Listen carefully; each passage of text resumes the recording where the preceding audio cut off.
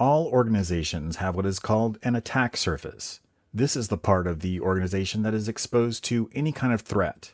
One of the biggest attack surfaces for most organizations rely on supply chains and grant access to third parties in order to provide their goods or services. But this supply chain reliance and third-party access can create a large attack surface that needs to be protected. Let's look at steps you can take to protect your organization against these supply chain and third-party risks. The best way to address third-party risks is to build a formal third-party risk management program, or TPRM. I'll give you a quick overview of what a TPRM might look like. First, you'll create an inventory of all your organization's third-party suppliers and vendors. You'll need to work with subject matter experts from across your organization to get this done. Second, determine which of these suppliers and vendors are critical to your business. Next, identify all third parties who have access to your data or systems. Then, based on their business criticality and access, assign risk ratings to each of these third parties.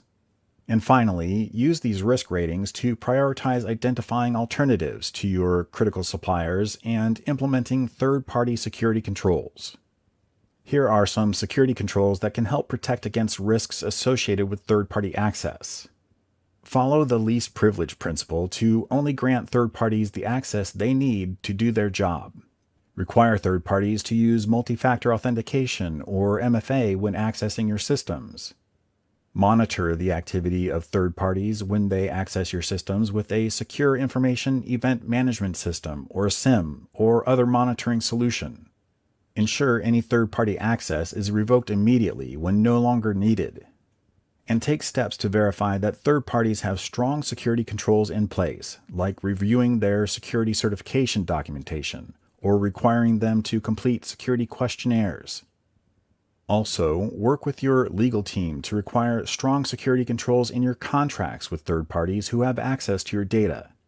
As you can see, building a TPRM can take a lot of effort, and many organizations choose to outsource some or all of this work. But no matter how you tackle it, a good TPRM is the best way to manage and reduce many supply chain and third-party risks. When it comes to your software supply chain, here are some steps you can take to reduce the risk of vulnerable or malicious open source software being included in your organization's code. First, you should conduct software code inventories or audits. Work with your developers to create a software bill of materials or SBOM. This is a formal record that contains the supply chain relationships of the components used to build your organization's software. SBOMs are like the list of ingredients on a food package, and they can identify where open source software is used in your organization's code. You can find more information about SBOMs, including how to generate them, on the National Telecommunications and Information Administration website at ntia.gov/SBOM. There are also application security companies that can analyze your developer's code to generate SBOMs for you. Next, review the results of the SBOMs with your developers, focusing on the open source software. Confirm with them that all open source software components are still needed and have been updated as much as possible. And finally, consider implementing a secure development standard that restricts the use of open source software that hasn't been updated in years. Supply chain and third-party risks can be challenging to manage. Take what you've learned in this video to start implementing the controls that will help reduce these risks.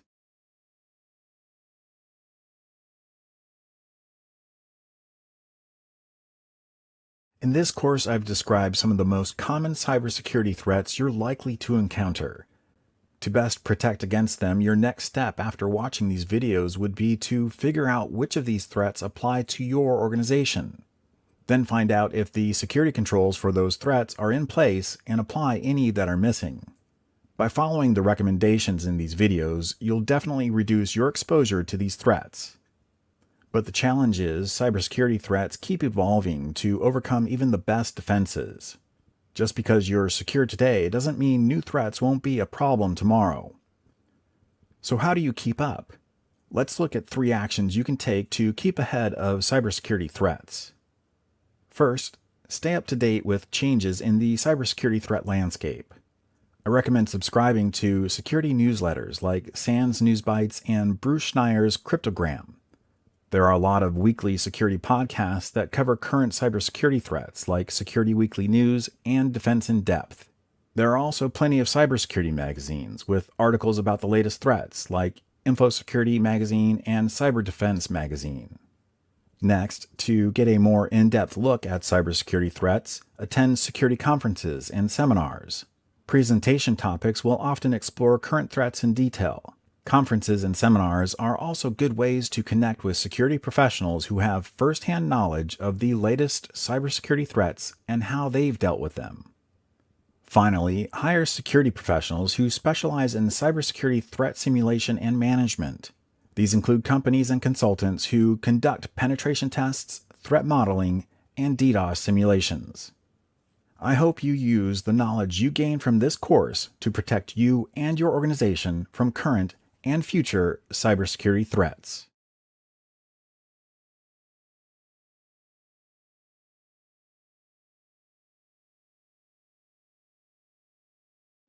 Welcome to Cybersecurity Terminology 101. In this course, we will cover a number of terms, definitions, and acronyms, or as some may even say, buzzwords, that are commonly heard when cybersecurity is being discussed.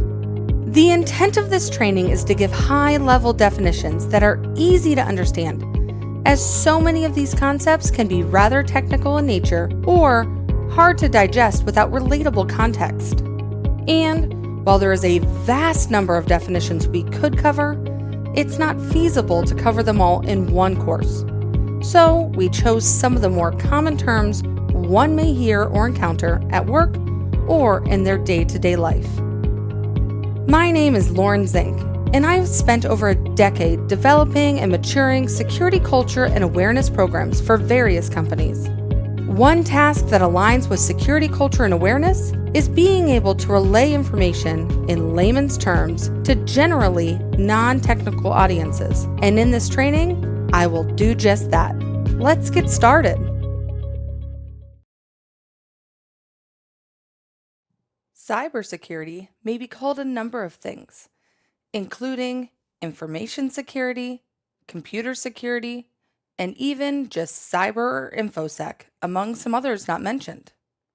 According to Digital Guardian, cybersecurity refers to the body of technologies, processes, and practices designed to protect networks, devices, programs, and data from attack, damaged, or unauthorized access.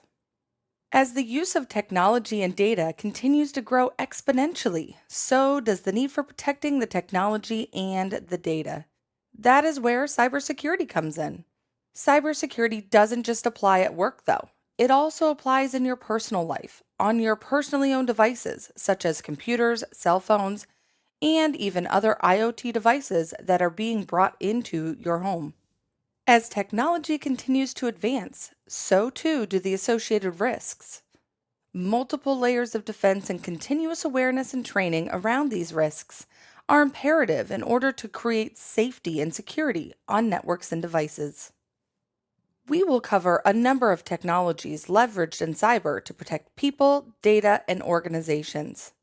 Additionally, we will look at some of the positions within cybersecurity teams and even define some of the threat actors that are looking to infiltrate our data and use it for malicious purposes. We will also break down some of the policies, processes, guidelines, and frameworks that are put into place to create a better understanding of what needs to be done in order to keep data, information, and assets secure in the first place. In this training, we have aligned the terminology we will define similarly to the definition provided at the beginning of this video. We broke down the training into 3 segments: people, processes, and technology, which is often coined as the 3 pillars of cybersecurity. As the saying goes, you don't know what you don't know. However, this course will help change all of that. Whether you are in security, IT, HR, finance, or anywhere else, understanding some of the basic terminology within the cybersecurity field will allow you to take a huge step forward in playing your part in helping to secure your organization. So, let's get started.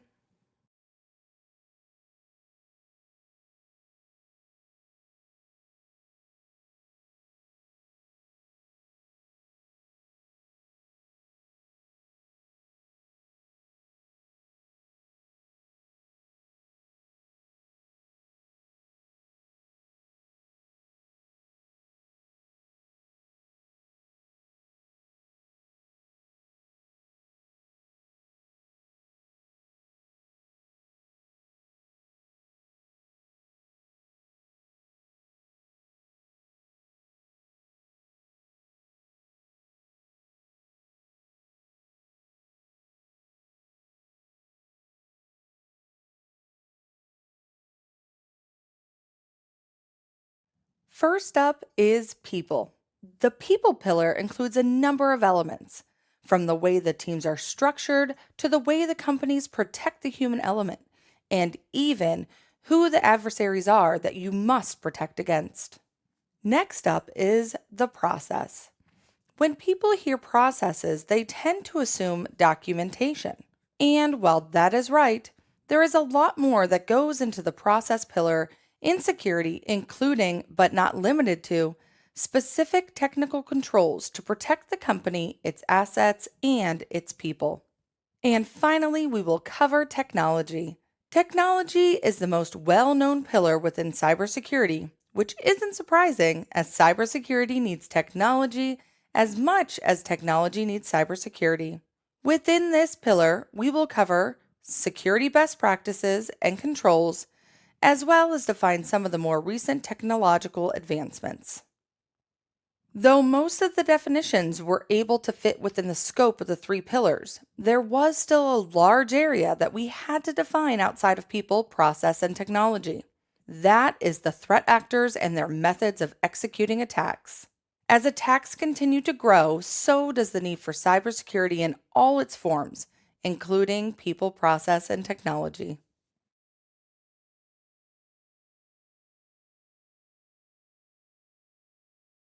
As technology continues to advance and processes and requirements continually change, one thing remains constant, and that is the people. While advancements in technology have taken some of the human aspect out of the equation, there is one that will never be able to be replaced, and that is the end user. The term user is utilized often in security and is defined as a person or group of people that operate within your business environment, including but not limited to operating computers, systems, applications, networks, and more. This term is typically used to describe employees in a more technical sense and is often associated with a username, login name, or screen name. Let's take a look at the leadership. Usually, though not always, within a security organization, there will be a CISO or CSO that leads the security team. The difference between a CISO and a CSO is that CISO stands for Chief Information Security Officer and means that the team consists of just logical and technological security positions and areas of focus. Whereas the CSO stands for Chief Security Officer and usually means this group is all encompassing of security, including both logical and physical security within their respective groups. Many times, under the CISO or CSO security umbrella is a dedicated area to protect the human element. Typically, this falls under the name of security awareness, though it may be named a few other things, such as security training, security education, security culture, and even human risk officer. Security awareness is a person, group, or team that focuses on awareness, training, communications, and education for the employees of the organization. Their goal within the program is to help make the employees more knowledgeable of the risk both they and their organization face, as well as what to do if they are faced with those risks. Their end goal is to create a more security-minded environment and risk-averse culture. While a security awareness person, team, or group is essential to any successful security program, this team can't be everywhere to train everyone. One approach to help expand their awareness efforts is to create a network of extensions of the security team, which is often called security champions. Other terms used interchangeably include security ambassadors, partners, or liaisons. A security champion is someone in a company that volunteers their time to help create a more secure environment, as well as helps develop a two-way pipeline between security and other groups, regions, and organizations within a company. While there are many positions, teams, and individuals we didn't list that make up the people side of security, the three we did cover all can work together in a business or organization to accomplish one goal: securing the company and its assets and data. What makes up a security team and how are the people categorized? Oftentimes, there is a red team, a blue team, and sometimes even a purple team. Let's take a deeper dive into the makeup of a security team and how they may be categorized. Typically, one will hear red team versus blue team when threat exercises are being conducted within their organization or their environment. Let's break down exactly what red and blue teams look like, as well as what a newer group labeled purple team means as well. In the most simplest of terms, a red team is the group that attacks. Usually, this is done via third-party penetration test or via social engineering or even vulnerability scanning.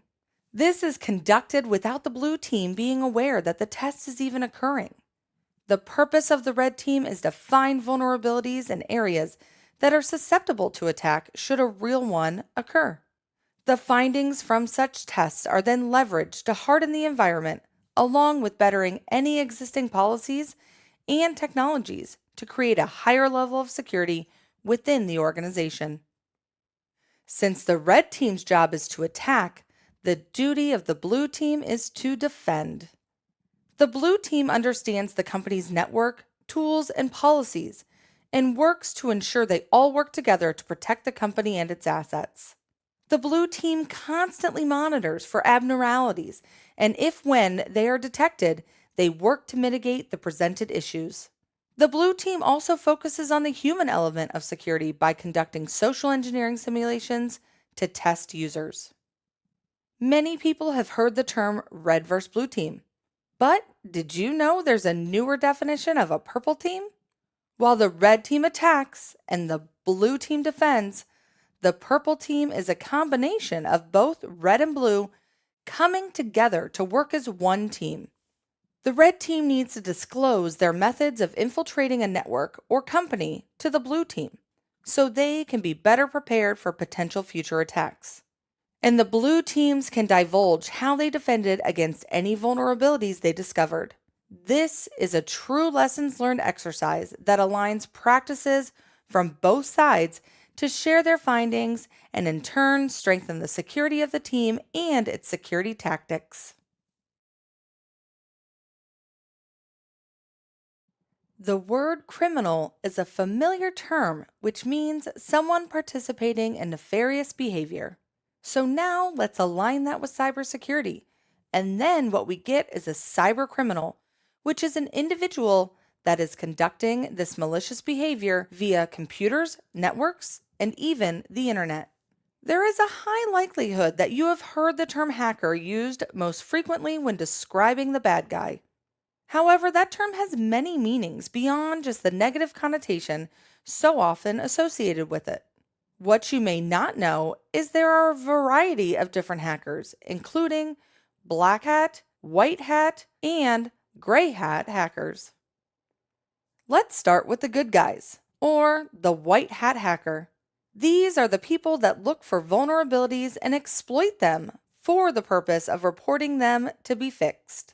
Therefore, what they do, while it may seem questionable, is actually done with good intent. You may hear white hat hackers referred to as ethical hackers. They are often employed by an organization to find their areas of exploit before the bad guys do. The opposite of black is white, and the opposite of ethical is unethical. And this is exactly how a black hat hacker would be described in the most simple of terms. Black hat hackers find vulnerabilities for their own gain, whether it be money, fame, notoriety, or something else. They illegally go around security controls to find vulnerabilities and exploit them before a company can discover what has been done. These are the cyber criminals companies are working to protect themselves against. When you think of a Venn diagram, and one circle is black, the other is white, and in the middle where they overlap would then be the gray. This is a good visual demonstration of what a gray hat hacker is. They are somewhere in between white and black. They may hack into networks to find vulnerabilities without permissions, which is technically illegal. But Then, instead of leveraging what they found for their own personal gain, they would report it to the company to help them out in the end, which is a gray area, hence the name. So the next time you hear the word hacker, remember that it doesn't always have the negative connotation that is typically tied to it. As we defined here, there are hackers that are good, bad, and everything in between.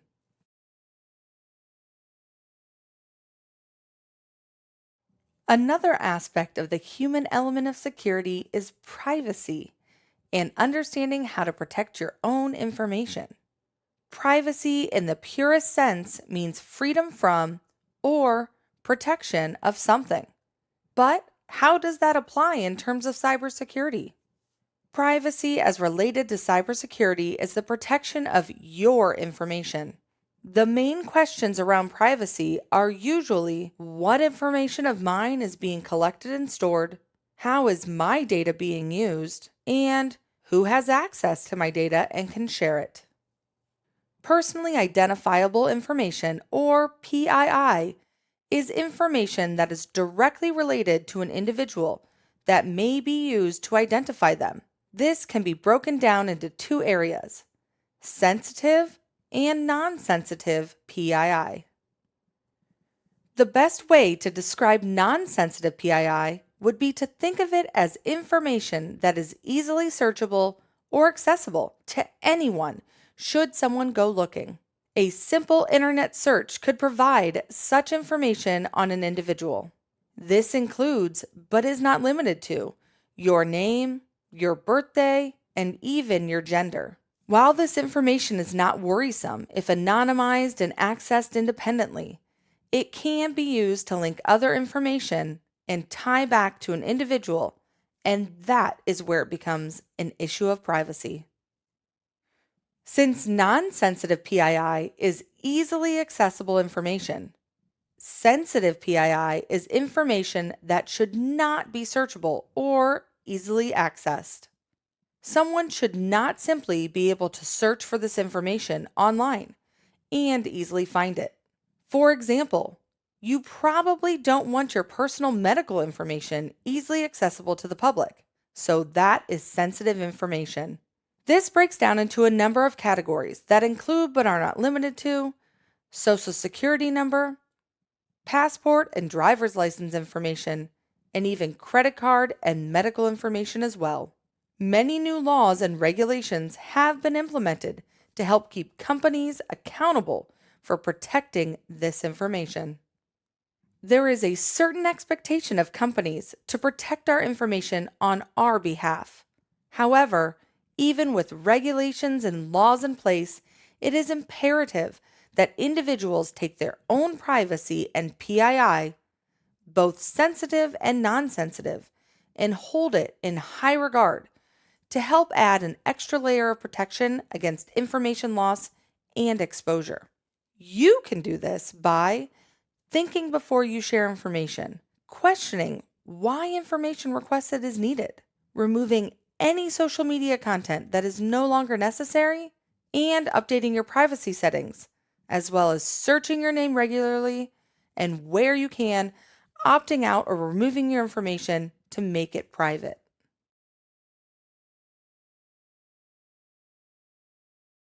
If you're in a high stakes situation, you're going to want to know exactly what to do and have somewhat of a playbook to follow, right? That's the kind of stuff that makes processes and documentation so important, in addition to all the lower stakes situations you may encounter where you need to leverage this information as well. Processes are when you take certain actions to get a defined end goal. In security, having the right processes in place ensures that people know what actions need to be taken in order to achieve the same set of results, like securing the company and its assets.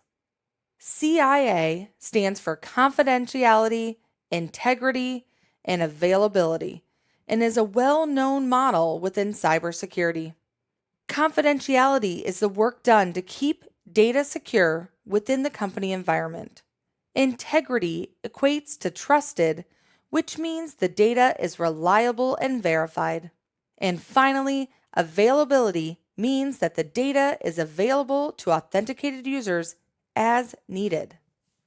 Another well-known area of process is policy, and it is often hard for people to distinguish when a policy is needed versus a procedure, standard, or guideline.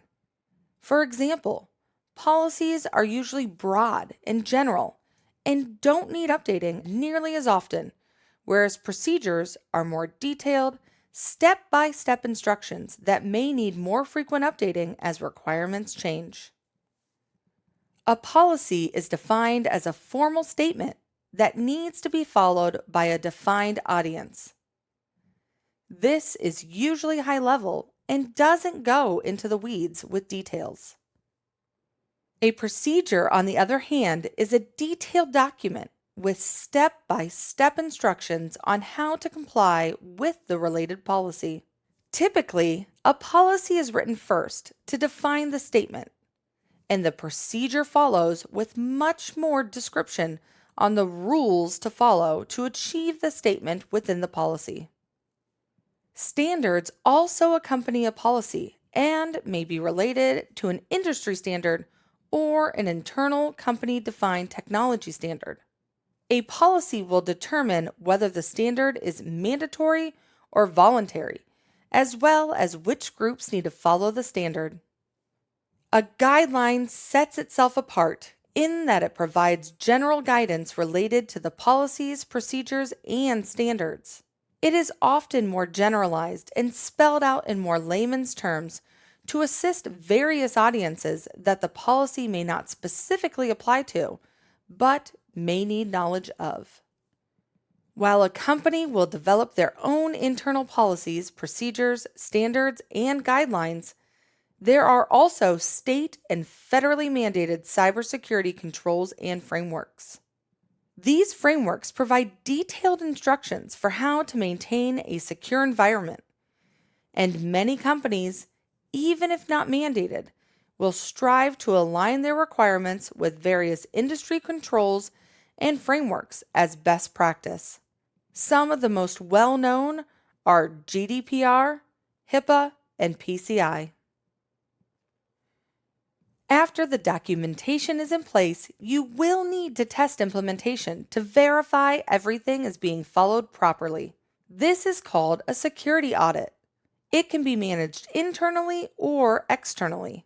This audit is a deep dive into the documentation to confirm if the organization is adhering to the requirements they have established regarding policies, procedures, standards, and guidelines. Have you turned on the news lately only to hear of the latest company that has experienced a breach? To prevent these types of incidents, cybersecurity teams implement controls within their environment so they don't become the next company that you read about in the news. Let's take a deeper look into some of the controls that may be included within the policies, procedures, standards, and guidelines. First up is access control, which can be described as who you give permissions to allow within your environment. When you think of access control from a physical security perspective, you may think of employees with badges that permit certain people access to the building. And then, once inside, the individual may even be prohibited access to certain areas within. This is the same for logical access control. Users are given rights to your network and applications and may be restricted to certain areas. One way to define such access is through an administrative account, which allows for elevated or privileged access. People that are assigned elevated access should only be done so on a need-to-have basis, which leads up to least privilege. Least privilege is when users are given only the minimum access needed in order to complete their required job functions. This is imperative to ensure that people don't end up accessing areas of the network or data that they shouldn't be able to access and doing something with that data or out of negligence or even maliciously. Just as you wouldn't want someone to physically access your data center, you also don't want someone to access your data on your network. So, How do you determine what access you have to the network? First, you need to authenticate. Authentication is how you verify who a user is and what all they should have access to. As with physical security being tied to what access you have within a building, your logical access is usually tied to a username. Beyond the username, a user must also know the password as well as possibly even knowing how to get beyond any multi-factor authentication parameters that may be in place. A password is a set of letters, numbers, characters, or a phrase that only you should know that will allow you access to a system when paired with the associated username. Multi-factor authentication, or MFA, or even two-factor authentication is an extra layer of security beyond just a username and password. MFA can be verified based on something only you know, you have, or you are. An example of something you know would be an answer to a security question, such as your favorite restaurant or your mother's maiden name. Something you have would be something such as a security token or a badge. And something you are could be your fingerprint, retina, or face. While there are other ways to utilize MFA, these three are the most common. Technology is often the most talked about and most considered side of security. Let's walk through a few definitions of terms often used when describing how to secure environments. First up is encryption. Think of encryption as a secret code that one needs to decipher in order to understand the true meaning or gain access, and more specific to security, it is data such as passwords, messages, and even payment information. A good visual for this is to think of encryption like a decoder ring toy. You have a message that you want to get to your friend that you don't want anyone without the decoder ring to understand. So it becomes a secret message. This is the same with encryption, in that once encrypted, only the right people with the right technologies can decrypt the content. Most companies will require encryption of secret or confidential files, especially if being shared outside of the company. However, not everything is encrypted by default. If something is not encrypted, it is known in the industry as clear text. Often you will hear clear text when someone is referring to finding or storing of passwords. To refer to the previous decoder ring example, this would be like sharing a secret message, but forgetting to put it in secret code, so anyone that finds your message would be able to read it and use the information. Computer or digital forensics is when a person or team is tasked with uncovering information on a system or network, usually for the purpose of a court case or investigation. Computer forensics can be thought of almost as detectives looking into evidence in a case. Just as detectives in a real case would look through physical evidence, computer forensics is tasked with looking through digital evidence. These teams often deploy a lot of tools to recover data or pull it as needed. Some of these tools may even include decryption techniques if data needed has been encrypted. Next up is penetration testing. A good way to think of this is similar to how car manufacturers intentionally crash their cars with dummies inside in order to find any issues or flaws so they can build their cars to be more safe. In cybersecurity, penetration tests are done by a network to find flaws or vulnerabilities in a controlled environment before cyber criminals find them and exploit them. Findings from such tests allow networks and environments to be hardened in order to create more security.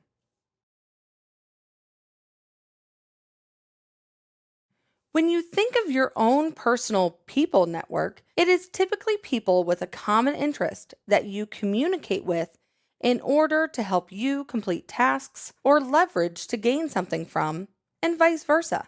When you use a computer, such as in a work environment, you are communicating and sharing information via your company's network.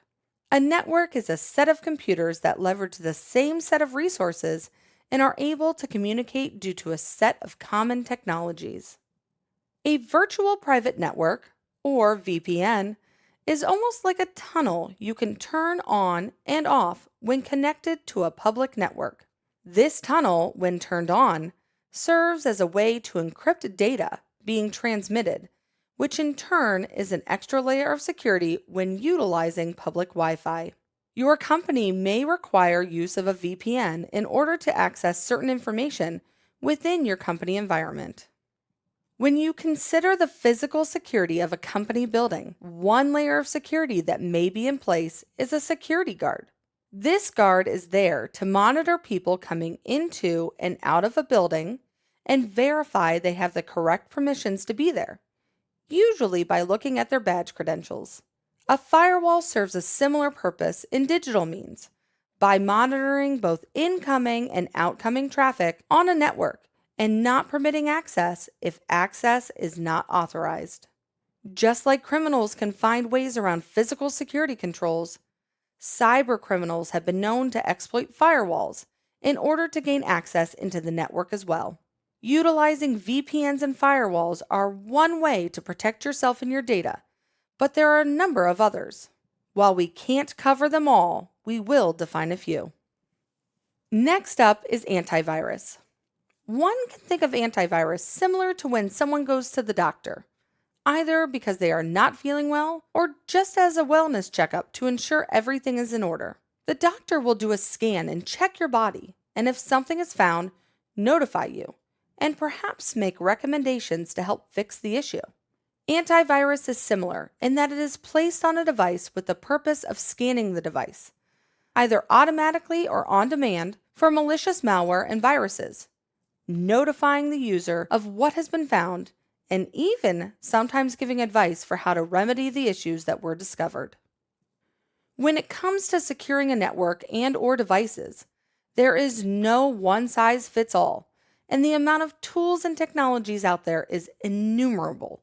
We only covered a minuscule amount of what can be done to create a secure environment, so I encourage you to continue to research additional methods for protecting yourself and your information.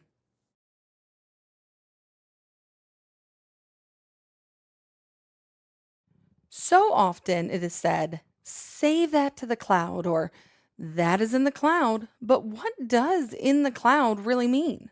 According to Microsoft, cloud computing is the delivery of computing services, including servers, storage databases, networking, software, analytics, and intelligence over the internet to offer faster innovation, flexible resources, and economies of scale. Next is artificial intelligence, or AI. As humans, we are able to think and make intelligent decisions as it is human nature to be able to do so. AI is when computers, robots, and machines have the ability to make decisions in a human-like way because they have been designed in such a way to mimic human thought processes. These technologies are programmed in a way to align with human intelligence, but taking it further is complicated. As INC put it, while AI can learn the how to just about anything better than a human, it does not have the curiosity to ask why. And that is the true differentiator between human and artificial intelligence. Similar to AI is machine learning. And just as humans can learn so they develop new skills, so can machines. Machine learning is part of AI, and it leverages data to develop, learn, and grow over time. Just as we as students go to school to learn based on curriculum we are given, machines are also taught based on very specific information they are given. According to IBM, machine learning is a branch of artificial intelligence and computer science, which focuses on the use of data and algorithms to imitate the way humans learn, gradually improving its accuracy. As defined by Investopedia, a cryptocurrency is a digital or virtual currency that is secured by cryptography, which makes it nearly impossible to counterfeit or double spend. A defining feature of cryptocurrencies is that they are generally not used by any central authority, rendering them theoretically immune to government interference or manipulation. There are many types of cryptocurrency, with new ones being added, which include Bitcoin, Ethereum, and Litecoin. While cryptocurrency continues to grow, it is also an area of contention and has not been as widely adopted as some may have anticipated.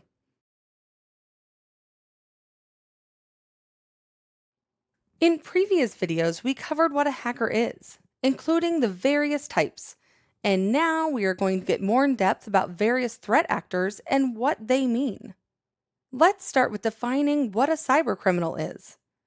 Similar to regular run-of-the-mill criminals you see in the movies or on TV, cybercriminals are not much different, except for their method of committing the crime. Cybercriminals still commit crimes, they just do it via digital means, such as computers, mobile devices, and the internet. They may steal personal and/or company data as a way to turn a profit or even exploit individuals or companies. Cybercriminals are not who you want to welcome into your networks or devices, though they are very good at finding and forcing their way in. You can't turn on the news nowadays without hearing of the latest data breach caused by these individuals or groups. A data breach, as defined by Trend Micro, is an incident where information is stolen or taken from a system without the knowledge or authorization of the system's owner. A small company or large organization may suffer a data breach. Stolen data may involve sensitive, proprietary, or confidential information, such as credit card numbers, customer data, trade secrets, or even matters of national security. So just how do these cybercriminals get into a network and breach data? Unfortunately, there are a number of ways, but one we will define here is via an exploit. An exploit is when there is a digital flaw or vulnerability that a cybercriminal has discovered and they are able to leverage said flaw or vulnerability to gain unwanted access to networks, systems, software, and more. Think of it like a criminal going door to door until they are able to find a broken lock or an open window that allows them to go inside and gain access to things that they want to take. While cybercriminals usually don't reside within the company, there are other threats to consider that do. The term for this is insider threat, which is when someone within the company or organization has access to private or confidential information and they share this information, both willingly and unwillingly, with threat actors. The reason it can be unwillingly is if the insider accidentally divulges information or access to information without even realizing. A way to circumvent accidental data leakage is through various processes, technologies, and even training. The other side of insider threat is when it is conducted willingly and with intention. There are various things that may motivate someone to turn on a company or organization in such a way they would share secret or confidential information, including but not limited to personal injustices related to pay, performance, or even leadership. There are even instances where individuals may be approached and incentivized to divulge this information from someone outside of the organization that could use it for personal gain. Similar to the concept of a mole, an insider threat can wreak havoc on your company environment. You now know who the threat actors are, but do you know some of the tactics that they leverage? While companies are always implementing controls to protect against the bad guys are always trying to stay one step ahead. Let's dive a bit more into some of the methods the cybercriminals utilize to gain unwarranted access. First up is Advanced Persistent Threat, also known as APT. According to Kaspersky, APT uses continuous, clandestine, and sophisticated hacking techniques to gain access to a system and remain inside for a prolonged period of time with potentially destructive consequences. They are stealth and may access a network and lay dormant for a while before they strike, or they may be in a network for months or even years, siphoning information undetected. Think of it like if your home had termites. You would assume your home was built to be safe from the risk, and once they were in, you likely wouldn't know before it was too late and the damage was done. A botnet is a group of computers or other internet-connected devices being controlled in unison to perform malicious acts. Botnets have also been referred to like zombies in that once they are infected, They no longer have a mind of their own, but instead are being manipulated to perform specific tasks to take down others. The same is true for botnets. Once controlled, they may propagate viruses, malware, and even conduct DDoS attacks against others, oftentimes without the knowledge of the owner of said device. So what are these DDoS attacks a botnet can perform? DDoS, also known as distributed denial of service, is when a threat actor intentionally floods a server beyond its capacity to the point it essentially breaks and/or others can't access the site or service. Similar to when people try to call a phone number, but too many people are trying to also call at the same time, so they keep getting a busy signal and they can't get through. However, the differentiator in this attack scenario here is that this is done with malicious intent.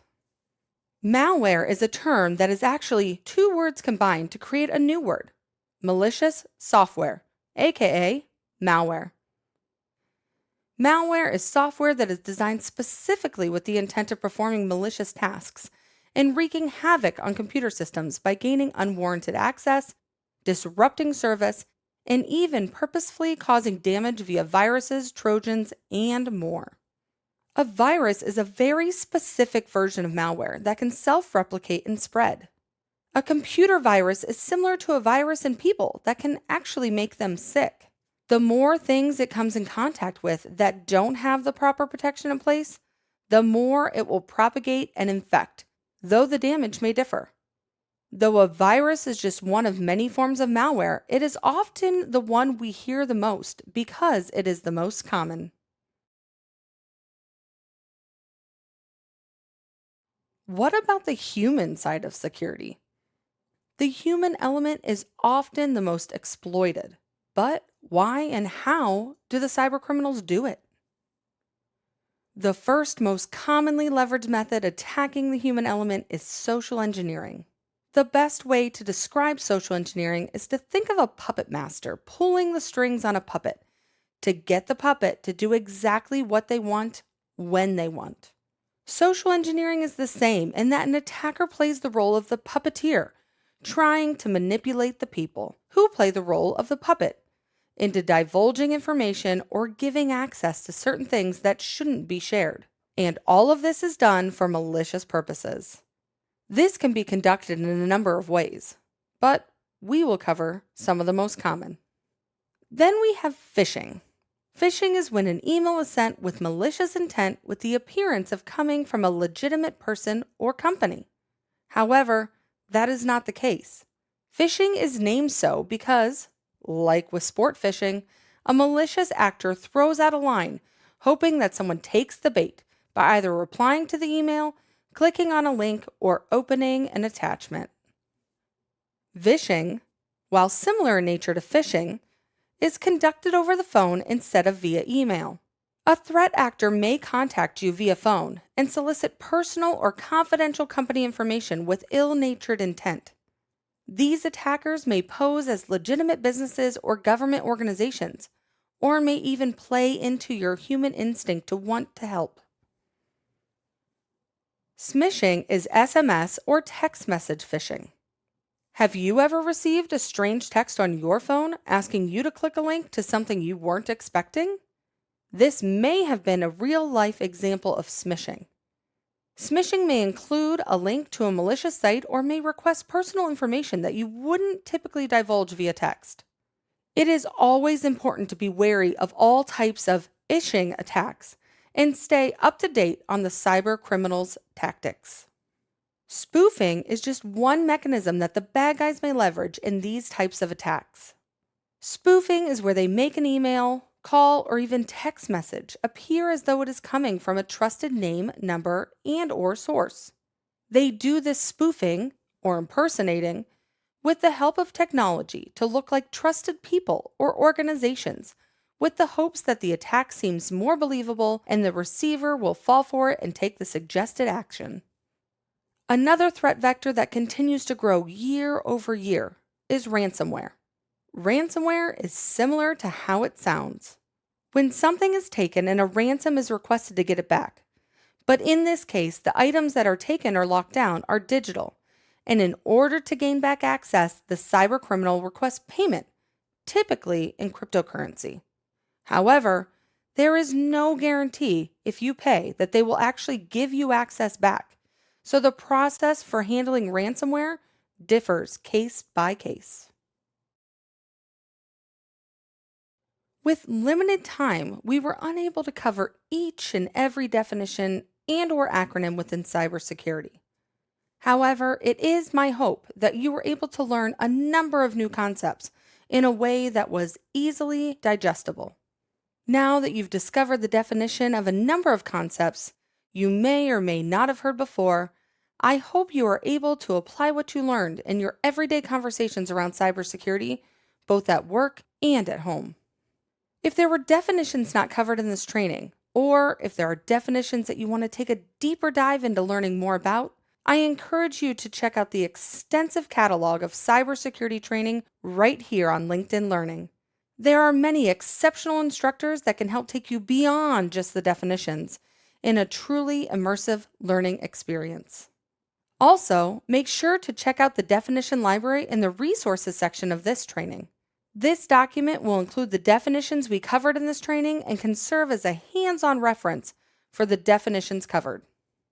And remember, always keep learning and never lose the passion to help make your workplace and the world a more secure place for all of us.